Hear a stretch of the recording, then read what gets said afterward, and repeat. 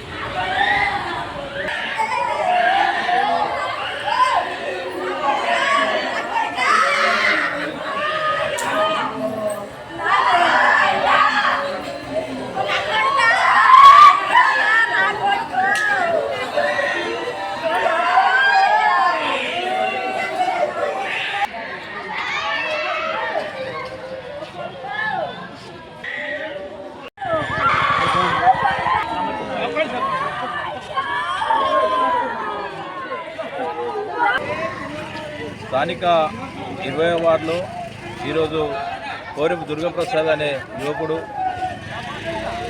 బండి మీద రాగా పెట్రోల్ అయిపోతే బండిని కొంచెం ముందుకు తోసే క్రమంలో సడన్లీ ముదిరాజ్ సంఘం వద్ద హార్ట్ అటాక్తో చనిపోయిందని డాక్టర్లు నిర్ణయించినారు. పాపం అతనికి ఒక 9 నెలల పాప ఉంది. తల్లి 9 నెలల పాప, యువకుడు కష్టం చేసుకొని బతికేటోడు. ఇది చాలా తీవ్రమైన దిగ్భ్రాంతిని కలిగిస్తుంది. స్థానిక ఎమ్మెల్యే శ్రీనివాస్ గారు అతనికి ఏదైనా వాళ్ళ భార్యకైనా వాళ్ళ తల్లికైనా వారికి కొంచెం సహాయం చేయగలరని మనస్ఫూర్తిగా కోరుకుంటున్నాను.